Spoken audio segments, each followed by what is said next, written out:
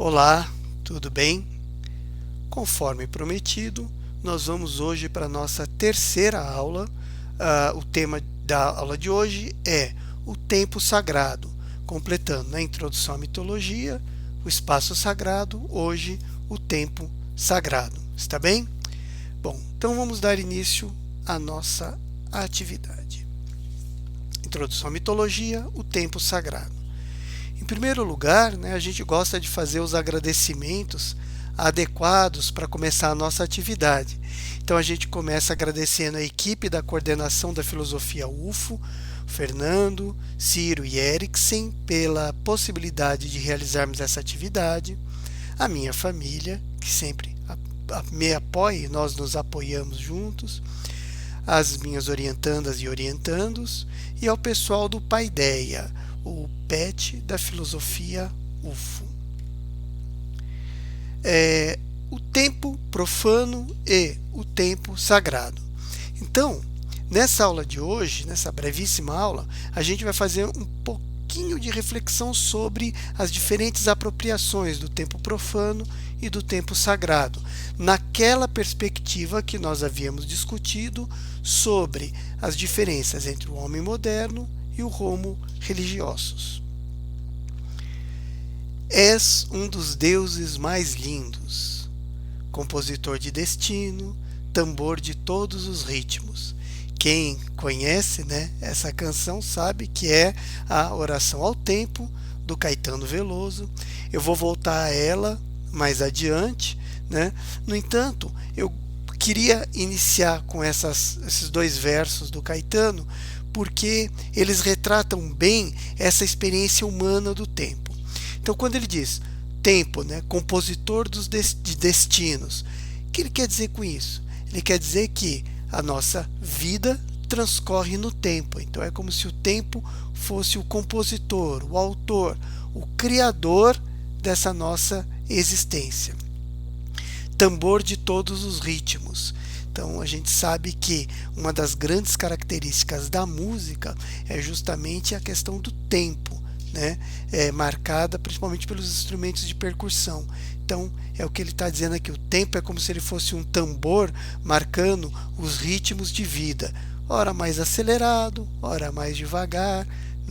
Então, nessa canção ele retrata muito bem essas experiências do tempo, atribuindo ao tempo essa característica de ser o autor, de demarcar o ritmo da nossa existência. Bom, o tempo sagrado e a experiência humana. Sem dúvida nenhuma, Protágoras, com essa sua frase: o homem é a medida de todas as coisas, das que são pelo que são, das que não são pelo que não são, demarca a mais profunda fundamentação do homem moderno, aquela vamos dizer, convicção de que a existência humana é a medida de todas as coisas. De certa maneira, de fato, a existência humana é a medida de todas as coisas. Mas será que de todas mesmo? A gente tem que lembrar que no mito o tempo ele não transcorre dentro da medida humana de existência. Então, no mito, passado, presente e futuro transcorrem todos ao mesmo tempo, Ao passo que na existência humana não tem como voltar no passado e não tem como descobrirmos o que vai ser no futuro. A gente só tem o momento presente para existir. Então, dentro da perspectiva, vamos dizer, da existência profana, de fato, o homem é a medida de todas as coisas, inclusive pelo tempo. Agora, será que a nossa psique se resume apenas à existência profana? Dentro do universo simbólico demarcado na mitologia, nos ritos, nós temos outras dimensões de temporalidade. É como nos sonhos, A gente às vezes está sonhando e sonha que estamos num determinado momento do passado, mas aquele lugar é de uma outra fase da nossa vida, por exemplo, do presente. Então, nos sonhos, a temporalidade da nossa experiência humana não é respeitada, né? Então, trata-se de um tempo simbólico. O que nós queremos dizer é que, de certa medida, portanto, temos que ter a experiência humana como demarcação do nosso tempo, mas no que tange ao campo simbólico, mitológico, religioso, essa experiência humana é insuficiente. Nós temos que lançar mão de uma outra noção de temporalidade que vai além da nossa existência. As experiências do tempo, profanas do tempo. Então eu coloquei aqui alguns exemplos. O tempo geológico, né? Aquelas eras de existência da Terra, do universo. O tempo geológico, ele obviamente parte da referência humana, ainda que a gente seja uma pequena parte dessa história, nós é que fizemos essa unidade de medida. Da mesma forma, o tempo biológico, né? O tempo musical. Agora, no tempo psicológico, as coisas começam a se misturar. No tempo psicológico, o passado se faz presente, o medo do futuro altera a nossa realidade presente. Então, se no geológico, no biológico e no musical o tempo está na medida humana, no psicológico, essencialmente humano, essa realidade começa a se desfazer. E aí, nós temos uma pergunta. É possível suportar o tempo sem alguma forma de espiritualidade transcendente? Quando nós estamos tratando de estudos científicos, a espiritualidade transcendente talvez não seja necessária. No entanto, quando a gente adentra a experiência humana psicológica de existir no tempo, aí talvez o tempo se torne um pouco mais assustador. Vamos dar uma olhada? Temos aí dois quadros, né, de Saturno devorando os filhos. À esquerda é o quadro de Goya e à direita de Rubens. Nestes dois quadros, nós temos umas figuras horrorosas, né? Essas figuras que representam monstros meio parecidos com homens velhos devorando. No caso do Goya, provavelmente um ser humano adulto. E no caso do Rubens, uma criança. Lembra da mitologia grega, né, e romana aqui no caso, né, que é a referência deles, de Saturno devorando os filhos, o deus do tempo, no caso dos gregos, Cronos, né? O que essa metáfora, ou melhor, o que essa simbologia quer dizer? Ela quer dizer o seguinte, que nós existimos no tempo. Então, lembra do Caetano, compositor de destinos? Então a gente existe no tempo, a gente acompanha os ritmos do tempo, né? No entanto, o tempo nos devora. Em que sentido? No sentido de que a nossa existência acontece no tempo, mas que fatalmente estamos destinados a deixar de existir. E esse pensamento, no tempo psicológico, ele pode ser bastante assustador. Ele pode causar uma sensação de medo paralisante, né? Boa parte, por exemplo, dos fenômenos de síndrome do pânico. Então, esses quadros, eles representam o horror psicológico quando nós nos damos conta de que o tempo nos cria, mas também nos devora, como é exatamente o caso do pai Saturno, que gerava os filhos e depois os devorava, né? Pois bem, vamos passar adiante. Os mitos e os mistérios. Ora, qual é a função deles? É justamente aquela espiritualidade transcendente que nos ajuda a superar o horror que nós sentimos quando tomamos plena consciência da nossa existência limitada no tempo, que o tempo nos cria e nos devora. Os mitos e os mistérios são formas de lidar com a temporalidade de tal maneira que a gente transcenda essa história. Os mitos abrem nossa existência para a dimensão do mistério.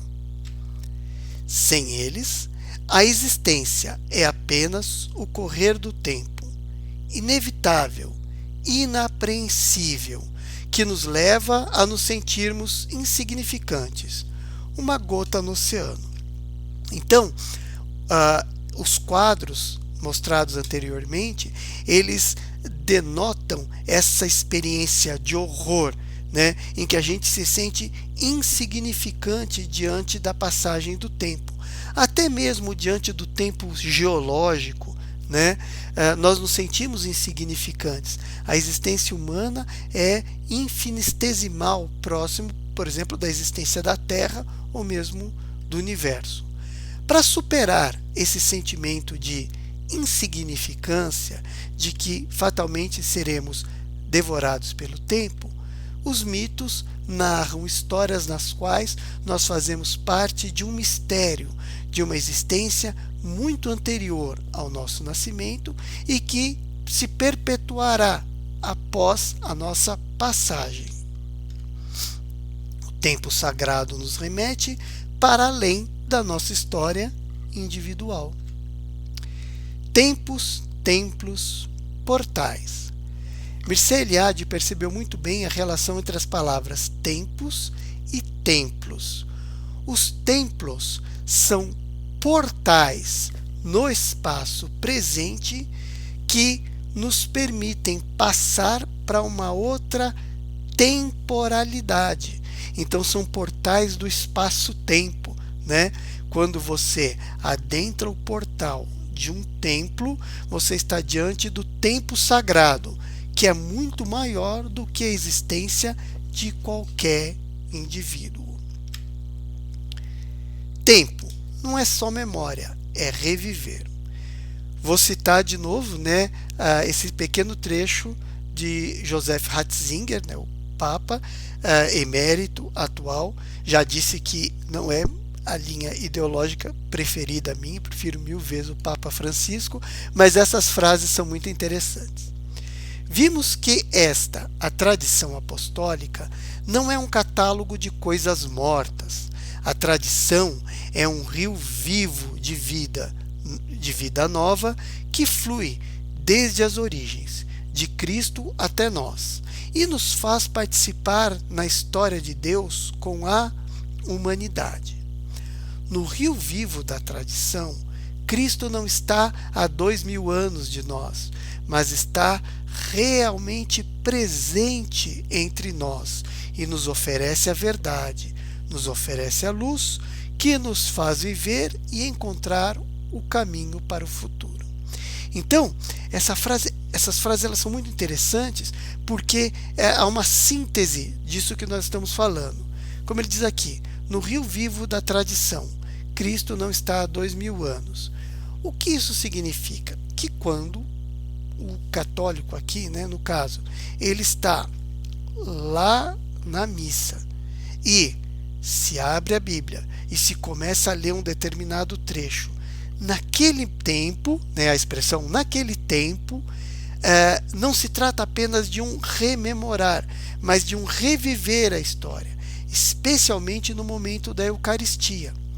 Quando da Eucaristia, o fiel que está ali naquela fila, né, da Eucaristia, ele não está no ano presente dele. Ali, naquele momento, ele está diante da pessoa de Cristo, né? O padre está em persona Christi e ele está na ceia, a última ceia. Ele vai comer do pão que está sendo oferecido pelo próprio Cristo. Então, é mais do que uma memória, é reviver aquela cena naquele momento. Portanto, rompe-se a temporalidade humana. Ela está superada pela temporalidade do mito. O calendário sagrado. Para o homem religioso das culturas arcaicas, o mundo renova-se anualmente, isto é, reencontra a cada novo ano a santidade original, tal como quando saiu das mãos do Criador. Então, nesse pequeno excerto, o Eliade está descrevendo esse fenômeno, Quando se participa de um rito anual de criação do mundo, é um mundo que está sendo criado novamente. Quando você participa do rito, você está fazendo como os deuses fizeram. Os deuses criaram o mundo. Então você está recriando o mundo, o que significa recriar o tempo, né? Então retorna-se no tempo. Ora, essa experiência do mito, da possibilidade de recriação do mundo, de recriação do tempo, ela tem um papel psicológico muito importante para nós. A vida não pode ser reparada, mas somente recriada pela repetição simbólica da cosmogonia, pois, como já dissemos, a cosmogonia é o modelo exemplar de toda a criação. Então, aqui ele fala, né, de sociedades arcaicas, então, quando se participa de um ritual de ano novo, é uma nova esperança, um novo mundo, um novo tempo que se cria.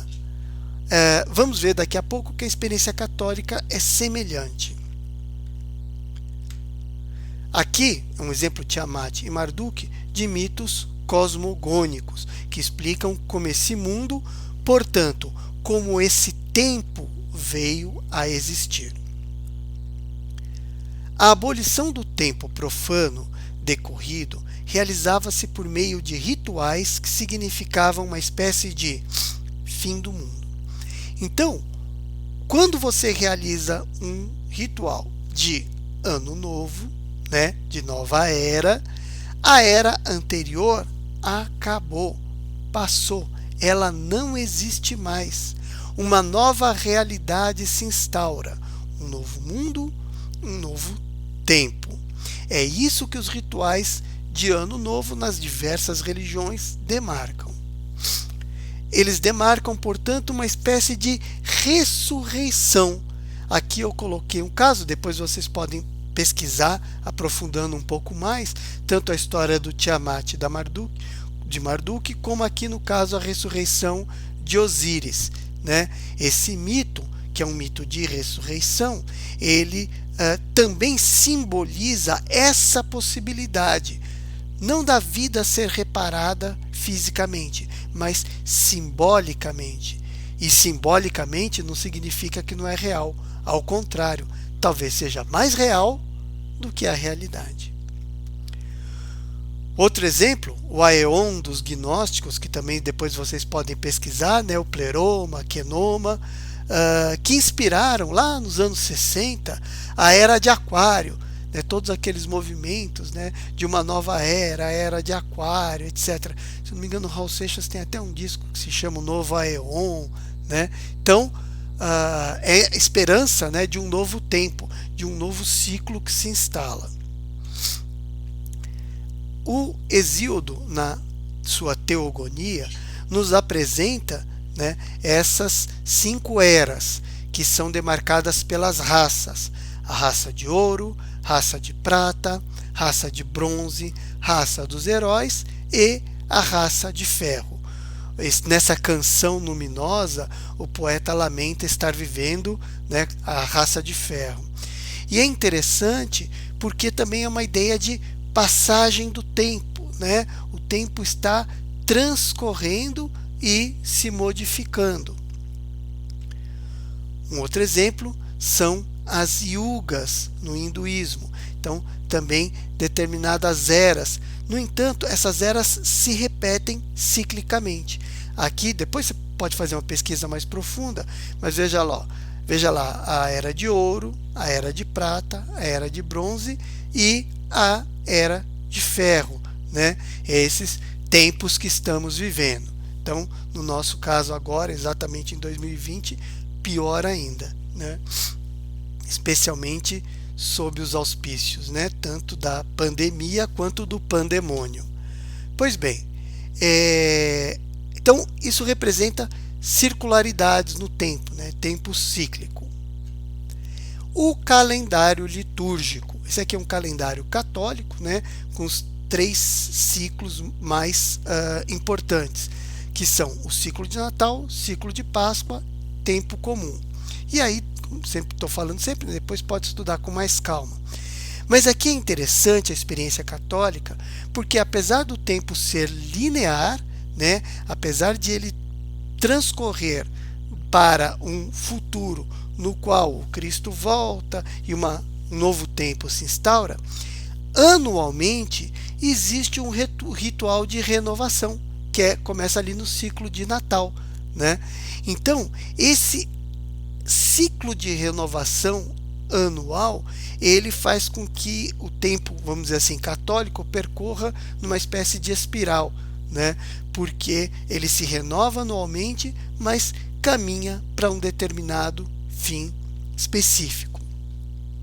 São ciclos das yugas, por exemplo, do eterno retorno. Aqui existe um eterno retorno com a esperança, né, de que um dia esse eterno retorno se rompa. Kairos. Agora vamos falar de uma outra forma de apropriação da experiência do tempo. O Kairos é um deus grego que representa o tempo exato, o tempo de fazer as coisas, né? Então haviam rituais que, se você apanhasse o Kairos, você conseguiria então aproveitar o tempo, né? Aproveitar o momento. E nós temos na tradição judaico-cristã também uma ideia de Kairos, que aparece nesse trecho que eu vou ler com vocês, de Eclesiastes 3, de 1 a 8. Tudo tem o seu tempo determinado, e há o tempo para todo propósito debaixo do céu. Há tempo de nascer e tempo de morrer, tempo de plantar e tempo de arrancar o que se plantou. Então, antes de a gente seguir, percebem que é a percepção do tempo exato, né? Então, há uma espécie de tempo cíclico dentro de um tempo maior que transcorre. Continuando a leitura. Tempo de matar e tempo de curar. Tempo de derrubar e tempo de edificar. Tempo de chorar e tempo de rir. Tempo de prantear e tempo de dançar. Tempo de espalhar pedras e tempo de ajuntar pedras. Tempo de abraçar e tempo de afastar-se de abraçar. Olha só que curioso, exatamente o que a gente está vivendo. Tempo de buscar e tempo de perder. Tempo de guardar e tempo de lançar fora. Tempo de rasgar e tempo de coser. Tempo de estar calado e tempo de falar. Tempo de amar e tempo de odiar. Tempo de guerra e tempo de paz. Muito bem. Deixa eu só voltar aqui que deu um bug no meu slide. Então, essas são noções de tempo, né? Cíclico, linear, um misto, né, de cíclico e linear, o tempo exato, que estão dentro das noções, vamos dizer, religiosas, portanto, mitológicas do tempo. Essas definições, elas já nos mostram que aquela temporalidade profana dentro do limite da existência humana é rompida a partir dessas narrativas. Tempo cíclico, tempo linear, esse tempo misto cíclico linear e o tempo preciso, o tempo exato. Então, essas experiências simbólicas narradas nos mitos, elas nos fazem transcender a mera existência, percepção da existência nossa no tempo. Bom, agora vamos dar uma olhadinha bem breve de novo na oração do tempo do Caetano Veloso e com mais detalhes em Tempo Rei do Gilberto Gil. Vamos lá. Oração ao tempo do Caetano Veloso. Eu vou destacar aqui esses dois pequenos conjuntos de versos. O primeiro ele diz: e quando eu tiver saído para fora do teu círculo, não serei, nem terás sido. É o próprio Gilberto Gil, num texto que ele escreve sobre a canção dele, né, Tempo Rei, que ele diz que esses versos do Caetano o incomodam um pouco, né, porque ele acha que esses versos eles nos colocam numa dimensão muito egocêntrica do mundo. Então, quer dizer que quando o meu ego tiver desaparecido, o mundo todo vai desaparecer, né? Quando eu tiver desaparecido, o mundo vai continuar. Antes de eu existir, o mundo já existia. E aí o próprio Gilberto Gil associa esses versos ao existencialismo, né? Que leva inevitavelmente a um certo niilismo, um certo ceticismo. Se tudo vai desaparecer, de que adianta eu agir? Mas o Caetano é o Caetano, né? Então ele afirma, depois nega o que afirmou, aquele famoso ou não dele. Então, logo no verso, na estrofe seguinte, ele fala esses versos. Ainda assim acredito ser possível reunirmos-nos num outro nível de vínculo. Então, ele coloca essa abertura aí de que, bom, eu posso estar enganado, né? Eu posso realmente estar sendo egocêntrico nos versos anteriores, mas pode ser que eu esteja enganado. Bom, vamos então ao Tempo Rei do Gilberto Gil. Vou começar lendo esses versos. Não me iludo, tudo permanecerá do jeito que tem sido, transcorrendo, transformando. Tempo e espaço navegando em todos os sentidos. Pães de açúcar, corcovados, fustigados pela chuva e pelo eterno vento. Água mole, pedra dura, tanto bate que não restará nem pensamento. Bom, então, os primeiros 4 versos, ele está dizendo que não se ilude. Ou seja, quando ele observa a partir da experiência humana de existência no tempo, ele percebe que o tempo está passando, as coisas vão se transformando enquanto transcorrem. Mesmo montanhas como o Pão de Açúcar, corcovados, fustigados pela chuva e pelo eterno vento, pela água, portanto, pelos agentes da intempérie, se dissolve, desaparece. Então, o que ele disse aqui foi: eu reconheço que tudo no mundo está destinado a ser devorado pelo tempo, né? Tal como a gente viu nos quadros. Não só o ser humano, mas também os elementos da natureza, tais como as montanhas. E aí ele completa: tanto bate que não restará nem pensamento. Surpreendendo, né, quem está ouvindo, porque imaginava, né, que ia rimar dura com fura, tanto bate até que fura. E aí ele muda para não restará nem pensamento, que também é uma expressão popular. Não restará nem pensamento quer dizer vai acabar tudo, não vai sobrar nada.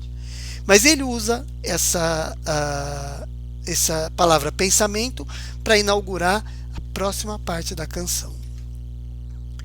Pensamento, mesmo fundamento singular do ser humano. De um momento para outro, poderá não mais fundar nem gregos, nem baianos. Mães zelosas, pais corujas, vejam como as águas de repente ficam sujas. Não se iludam, não me iludo. Tudo agora pode estar por um segundo. Então, aqui ele está usando a expressão pensamento, né, também como sinônimo de cultura. Então, pensamento, cultura, que formam civilizações, como a dos gregos, também desaparecem. Então, desaparece o ser humano como indivíduo, devorado pelo tempo, desaparecem os elementos da natureza, devorados pelo tempo, e as nossas civilizações também estão destinadas a desaparecer com o tempo, porque tudo que é humano é fadado a desaparecer. Então, civilização grega, civilização baiana, como ele joga aqui poeticamente. Quando ele fala mães zelosas, pais corujas, vejam como as águas de repente ficam sujas. O que ele está dizendo é que mães e pais, né, que cuidam dos filhos, de repente o filho pode adoecer, né? As águas ficarem sujas significa que nas excreções é possível perceber que algo vai errado, né? Que algo não está normal. Então, a doença pode vir a qualquer momento. Ou seja, aqui quando ele encerra com tudo mesmo pode estar por um segundo, tudo agora mesmo pode estar por um segundo, o que ele quer dizer é que quando ele para pensar no tempo, ele percebe quão frágil é a existência, né, humana do indivíduo. Então, de repente, tudo pode desaparecer. Mesmo os elementos da natureza que parecem tão sólidos como uma rocha, se tiver um terremoto, ela simplesmente desaparece. Então, ao refletir sobre o tempo, o poeta está percebendo que os elementos da natureza, o indivíduo humano, as culturas, tudo vai desaparecer e pode desaparecer em um segundo. Isso causa uma sensação de horror, uma sensação de medo. E ele conclui, né, no refrão da música, um pedido para que ele compreenda isso, essa realidade, né? O refrão diz o seguinte: tempo rei, ó tempo rei, ó tempo rei, transformai as velhas formas do viver. Ensinai-me, ó Pai, o que eu ainda não sei. Mãe Senhora do Perpétuo, socorrei. Então, ele atribui, né, esse título ao tempo, tempo rei, no sentido mesmo de tempo Deus, né, Deus do tempo, transformai as velhas formas do viver. Isso representa o que ele vem descrevendo na canção, né, que as formas de viver, elas surgem e também envelhecem, como o caso das civilizações que vão passando. E também as nossas velhas formas de viver como indivíduos, né, que nós vamos nos transformando, vamos mudando, em certa medida, a nossa forma de ser no mundo. E aí ele faz duas rogativas. A primeira é ao Pai, o tempo rei. Ensinai-me, ó Pai, o que eu ainda não sei. Então, o que ele não sabe? Ele entendeu perfeitamente bem que o tempo a tudo devora, elementos da natureza, civilizações e indivíduos. Mas o que ele não sabe é o porquê isso acontece. Por que isso tem que acontecer? Né? Eu não coloquei aqui no slide, mas o Vinícius de Moraes, ele tem um verso que ele diz assim, né? Então pergunto a Deus, escute amigo, se foi para desfazer, por que é que fez? Mas não tem nada não, eu tenho meu violão. Então, o que o Gil está dizendo aqui é que ele entende a passagem do tempo em todas as dimensões, mas ele não entende por que tem que ser assim. E é isso que ele pede que o pai ensine. Ao pai, ensine. Mas a mãe, ele pede socorro, ele pede conforto, porque esta consciência da passagem do tempo que a tudo devora é assustadora. Então ele diz: Mãe Senhora do Perpétuo, socorrei. E aqui ele está fazendo um jogo poético muito interessante, porque a manifestação de Maria, a qual ele está se referindo em primeiro lugar, é Mãe do Perpétuo Socorro. Então, perpétuo socorro significa aquela que nos consola sempre, né? Então, perpétuo é sempre, então sempre nos socorre. Mas aí ele diz Mãe Senhora do Perpétuo. Então, ele transforma num sujeito aqui. E esse perpétuo quem é? É o tempo rei, né? Então, Mãe Senhora do Tempo, me socorre, me conforta. Uma vez que eu não estou entendendo, eu entendi o que acontece, mas não sei por que acontece, então me socorre, me conforta nessa situação de angústia, da percepção da passagem do tempo. Essa é a função do tempo sagrado. É, sim, esse conforto diante da angústia, da consciência da passagem do tempo. Mas aí a gente se insere numa história muito maior, na qual nós fazemos parte, né, dos mistérios da vida, e essa nossa existência humana, egóica, limitada, ela se projeta num tempo né, por meio de um templo muito maior, e essa é a sensação de conforto que os mitos e a espiritualidade trazem diante da experiência do tempo profano. Como dissemos, há momentos, né, o Kairos, lá o Eclesiastes, há momentos em que a gente tem que pensar e fazer as coisas dentro da medida do tempo profano, eu diria a maior parte do nosso tempo, a maior parte da nossa existência. No entanto, há momentos em que nós temos que ter uma dimensão do tempo de espiritualidade, fora e muito mais ampla que essa dimensão humana. Bom, a nossa aula de hoje fica por aqui. Na próxima aula, nós vamos analisar a função dos ritos dentro das religiões e dentro da nossa experiência como indivíduos. Muito obrigado, até a próxima, um abraço para todos vocês. Deixa eu só ajeitar aqui porque eu demoro um pouquinho para chegar. Agora sim. Então, pessoal, um abraço. Tchau, tchau.